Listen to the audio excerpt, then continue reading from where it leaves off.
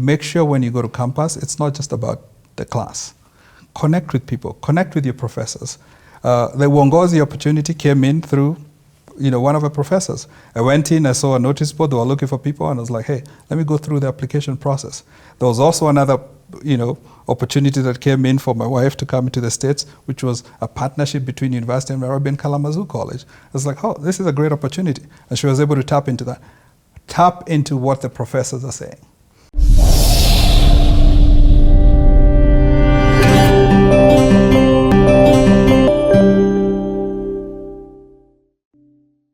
All right, part 5, take 1. I'm loving the conversation. Aizo on the side told me that sometimes this conversation can get a little deep in terms of tech lingo. But I just want to say it's important for us to paint the context of where the internet has come from. I'm hearing the historical perspective or the historical birthing of internet, digital integration, digital and tech integration within the context of the +254, have that be Kenya. One of the importance of hearing about the history of something is because you understand the essence of change.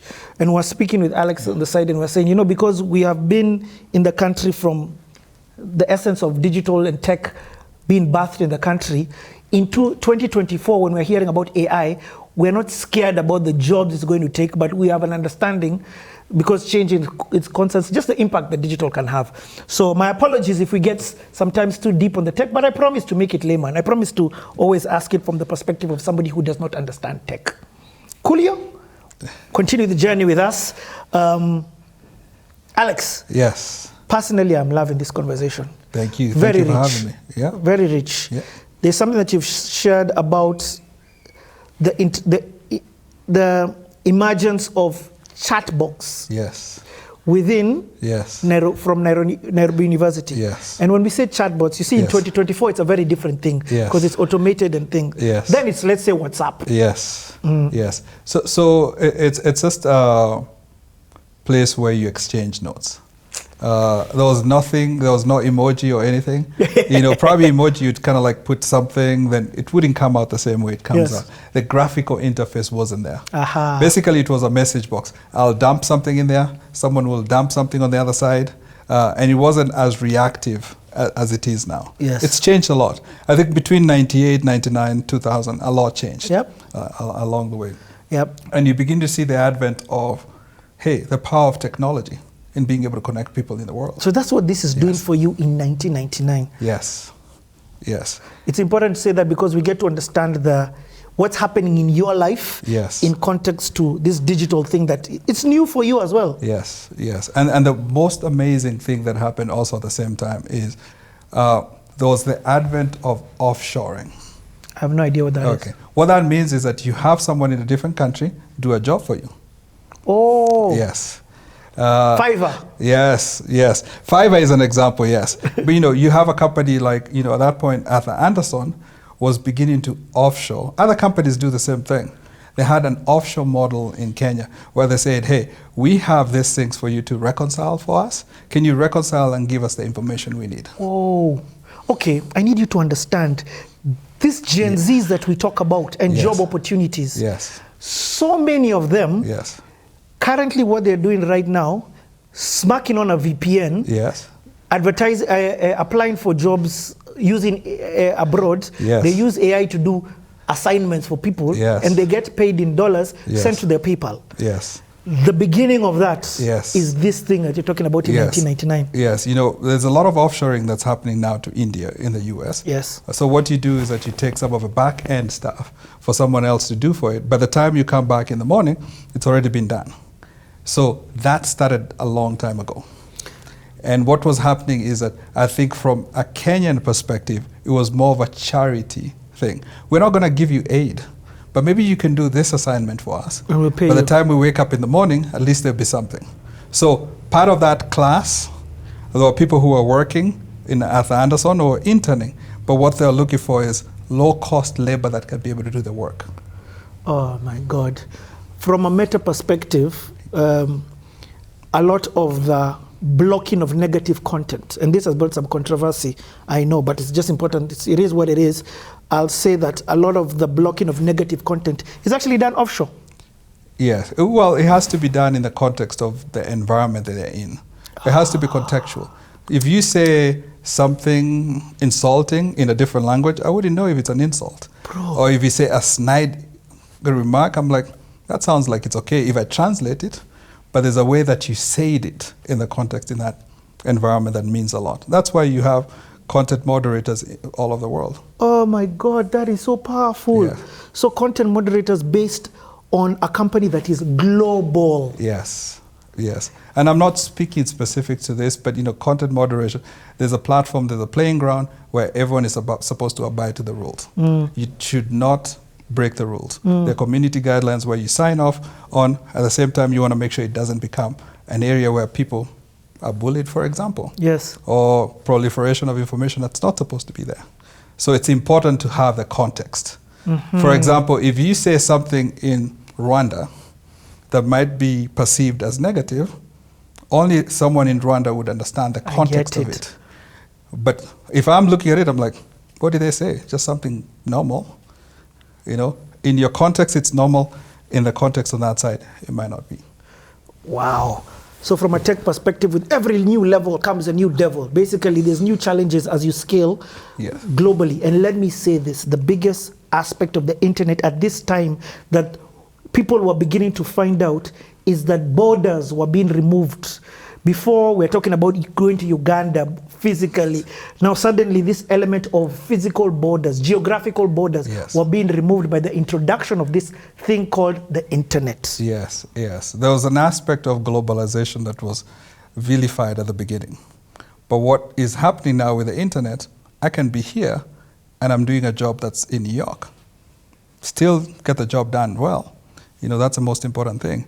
But the aspect of globalization is real. It's even going to be more real going forward. I have very many friends who currently, right now, especially post-COVID, work from home and work from home for different companies that are not based within Kenya. So they're employees for international companies, but are not necessarily working from their country. You, per se, I'm sure you can get some work done, and you're not in. Yes, and I've been doing that. So I log on a little later in the day because of a time difference, and I'm able to still get the job done. The thing is, the physical borders are not going to be restrictions. I think what's going to restrict us is that if we don't jump into this new technology, we're going to be left behind. I'll give you guys an example. The Philippines has an interesting model, is where during their nursing program, a lot of the nurses end up doing NCLEX. NCLEX exam is one of the exams that's required to become a nurse in state of California. They've done that successfully. A lot of them are in the state of California as nurses. It's the same thing. I think we can tap into that because we are respected in the world, in Africa as well, because of MPESA and all the technological advancements that we have. We do not see that when you're in Kenya. Because it's normal. Yes. But what you do is that we have a talent pool that can be outsourced to do work outside. I need to bring in the government again here. And I really pray, but I know people of authority watch CTA. There's nothing wrong with what Ruto is talking about in terms of exporting content, exporting talent. In fact, it is extremely commendable, and we need to push him to do more of that. However, it is the mentality of where he's thinking of exporting the content. He's thinking of house helps, he's thinking of low jobs in terms of, I've forgotten the politically correct word, so I won't even say it. But there's this new opportunity that you're saying, where you're saying, export by all means, but we can get the white and the tier one jobs because of our intellectual understanding and also our forward thinking because of our digital infrastructure, for example, MPESA. Yes. Digital infrastructure, if you look at what we have, has the fastest internets in the world. Yes, you can log on as fast, I think top 10 in the world. So there's a lot that you can do here for outside. But also to your point, I think focusing on the right type of knowledge base, which we have a lot of people graduating from our school that can do a little bit of that work instead of just the house help and the other different level. Not talking about the other levels are not important enough, but at least being also very intentional about the talent that you export into the world. Okay. Yes. Maybe exporting them, they can work from here. Yes. Or they can physically go somewhere else. Yep. Yes. Wow. And it's this kind of thinking that we need to let people within the right institutions know there are already people who think like this. Yes. There are already people who operate like this. Yes. There is technology that enables you to operate like that. And lastly, but definitely Yes. not least, the Kenyan infrastructure when it comes to digital connection already gives us, already leapfrogs us in Yes. terms of being able to get these jobs. Yes, yes. Think about the opportunities we have. We have the people, a lot of people graduating. We have the processes that are very similar to other, British colonies or Americans in terms of how they process things. And we have the technology. We just need to make sure we're very intentional about it. Okay. Yes. Part of it is also, hey, how can we make sure we price ourselves right? How can we make sure we have the right work ethic to be able to survive in the global world? How can we make sure that we position ourselves intentionally short-term, long-term, and be very strategic about it? There are many things that can be done, and I'm foolproof. I come back and talk to my friends here, and I'm amazed at how much they know. I'm like, should be changing the world out there, But the thing is, they don't know that they're good enough. They don't know if other companies are looking at them as well. You know what I say? You know what you know what you don't know. Yes. But lastly, you don't know what you don't know. Yeah. The moment you begin to focus in this world where you don't know what you don't know, you begin to see opportunities of stuff that you know, and therefore you now eat into that pie. Yes. Majority of us are concentrating on the two slices of pizza of what you know and what you don't know. This conversation, I hope, is going to make young and old people understand the different opportunities that there are if we tap into this market. I want to go on with this story of yours, because this is a life-changing conversation we're going to have. Yes.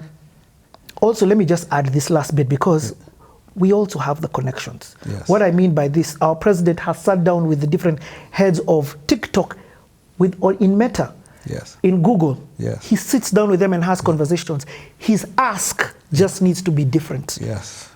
Yes. Ask for the monetization, which you should do, YouTube, Meta, Facebook, TikTok, but also ask for the different job opportunities and placements through this. Anyway, because it takes one person or a couple of people to come back and catalyze the digital revolution in Kenya or in Africa, for that sake.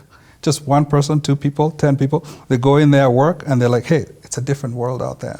You guys need to change, and this is the direction that you need. Wow. Yes. You are making my insides boil. Wow. Okay, let's go on with your story. Yeah. So now you're back at campus, but there's something you shared about campus when we're outside. Yes. And I want you to say it on camera. Yeah, one of the things that you always have to be aware is make sure when you go to campus, it's not just about the class. Connect with people. Connect with your professors. The Uongozi opportunity came in through one of the professors. I went in, I saw a notice board, they were looking for people, and I was like, hey, let me go through the application process. There was also another, opportunity that came in for my wife to come into the States, which was a partnership between University of Nairobi and Kalamazoo College. I was like, oh, this is a great opportunity. And she was able to tap into that. Tap into what the professors are saying. We were in a class of 500 people after Professor Bahemuka, one of the sociology, said, hey, I just came from Kalamazoo and I have this exchange program. I followed her. I was like, tell me more. And it ended up being, Penny ended up going, my wife ended up going to Kalamazoo College for an exchange program. So tap into the resources that you have. Connect with people. Listen to what they're doing. And then you never know. It's not just about class and get out. Go to the notice boards. It's really, really important that you tap into that. Wow. Don't just go to class, your dorm, class, your dorm for the good students. Yes. Or class, your dorm, the club. Yes. Class, your dorm, the local. Yes. Class, your dorm, your local. Enter into the space where you don't know what you don't know. Yes. Because there you may find an opportunity for yourself. Yes. You've talked about the notice board. Listen to that. Yeah, notice board. No one ever looked at that. People would be like, oh, okay, well, this guy is looking for some people. That's not me. A lot of people got PhD programs from that. A lot of people got opportunities to go to other countries for conferences. So you have to be intentional about making the connection yourself. It's not just about going to class and coming back again. You know, there are guys who are watching this who are finishing high school. I'm feeling so envious for them. You're giving them such nuggets. Or people who've started their first year. You've just changed somebody's destiny through sharing your life story. Yes. Where does your life go on from here? So as I'm graduating University of Nairobi, and I'm also doing the gig with Arthur Anderson and the connection with UCLA, I already have a conduit to go to UCLA and finalize what I started and then start a life in the US. So that's the thing. At that point, I already know that I'm going. You know, I graduate, I finish all my classes in July, by September I was out. I didn't even wait for Moi to award me the whatever. I graduated though. Yes. But I didn't wait for that ceremony itself. But you see what happens? At that point, I already have the comfort that I need. I just went to my parents and And said... was this a scholarship? It was a scholarship, yes, for Ford Foundation. Oh my Yes. God. Okay, your story, they're always markers. I'm Yes. always finding, what's your next goal? What's your next goal? Yes. So by the time you are graduating, you've already set your next goal. And, Yes. and your next goal is not getting a job. Yes, the next goal, because I had tarmacked when I was in campus. I was like, jobs ziko wapi? Where are opportunities? It was hard for me to get anywhere if I didn't have a connection, if I didn't speak the language. Wow. So I knew corporate Kenya was going to be good for me overall at some point, but it wasn't that time. First of all, they were looking for CPAK. You know, the first thing is that entry point, ulienda shule gani? What primary, what grades did you get? And then can you come in and add value immediately, which was the CPAKs and the technical learning. If you did computer science, you got a job. If you did medicine, you got a job. But you didn't do those. I didn't do those. I ended up doing econ and socio. A lot of people were getting jobs in non-profit, which was good, but at the same time, limited opportunities. So Yes. because of this exchange program that you entered, Yes. it meant that you already had a full scholarship Yes. to UCLA Yes. and the Ford Foundation for how many years? No, so the entry level, they gave me $5,000 that time. Okay. So I had $5,000 in the pocket as a starting point for my life in the US. And that was a lot for them. But rent yeah. where I lived was about $1,800 a month. Or else you live with roommates, which we lived with roommates for a couple months with Penny when we first moved to the States. Hey, the States transition, we're going to take it more smooth. So Yes. you graduate, Yes. you're having a conversation with your family and you're like, they already know you're out. Yes, yes. So I actually told them, hey, Dad, by the way, I'm going to the States. I say, hey, you know, when is your flight? I say, it's October 9th. It's like, why did you book before we do Harambee? I was like, I don't need a Harambee at this point. I have the resources. It's like, no, it's good to bring people together to pray for you and make sure at least you set a good, you know, lift off to the world. So I was like, that's good. So my mom's church at that point actually came in. All the women were cooking, and we all sat in a hall, and there was prayer and there was fundraising. Out of that fundraising, again, this is a pivotal moment. At the airport, my dad gave me the money that was contributed. It was 70,000 Kenya shillings. I was like, out of all my people, you could only give me $700? Then I realized, Sirudi Embu, Mom, niombe, forever, I'll never go back. So there was a driving force to that point. I was like, let me get to a point where I can be able to help myself as much as possible. There's something you need to say there. I don't want people to get it wrong. You're not dissing. Yes. You're just painting the reality. Yes. That from a Harambee, yes, all that could be raised from a financial contribution was $700. Was $700. So you're beginning to you're able to see the financial, like economic value of this region. Yes, yes. And you're beginning to see, you know what, my rent on the other side, if it's a 1-bedroom apartment on Venice Boulevard, kind of like West LA, was going to cost $1,800. So $700 wasn't going to be enough. So what do you do with $700? $700 is hardly enough for half a month. So you're like, hit the ground running, and you have to do other things to be able to survive. Wait, yes. don't fast forward. Hey, yes. Bro, the transition to states has to be taken slowly. Yes. It is life-changing and pivotal for very many people. Yes. But before that, we talked about bomb blast. Yes. The reason, a generation may not know this, that the reason why there was bomb blast is because the American embassy used to be in the CBD next to Cooperative. Yes. And it was bombed. Yes. That's what the target was by Osama and his people. Yes. So, you to get a visa to States, I want to hear that process. So at that point, the embassy was moved to Mombasa Road. It was a temporary shelter at that point. It was difficult to get a visa at that. You'd wait, or like 1,000 people waiting outside in the entry, and they would come back crying. Because it was difficult. You needed to get the right people into the country. So at that point, because I had the scholarship from Ford Foundation, I had the opportunity to at least show that attestation, and also show other things that I'd been able to do throughout campus from a leadership perspective to attest that I would be a good citizen on the other side. Wow. So wow. that goes the preparation. Again, a redo in first year helped me get the focus that I needed to be able to actually make a good stride and a good case when I was leaving Kenya. You guy, Yes. that is gold. So what ended up being a failure at one point ended up being an advantage. Yes. Because, let me say it, you didn't take your parents' bank statement. I didn't take my parents' bank statement, yes, because they didn't have. Unfortunately, at that point, business was gone down. So Nairobi University Yes. was the foundation that helped you get to transition to the next stage. Yes. Through the offerings that they did. Yes. Because you bothered Yes. to look for other things to do. Yes. Rather than just stay in your class. Yes, yes. All the universities have partner programs, and they're looking for students like each one of us who goes there. All you have to do is just, hey, go in and ask the question. Ask the professor, hey, I'm interested in going to this. They'll tell you. It's a different generation altogether, but at least they'll share the information, because you get the information and you're like, what are you going to do with this? If people are not asking for it, you have to be hungry for it.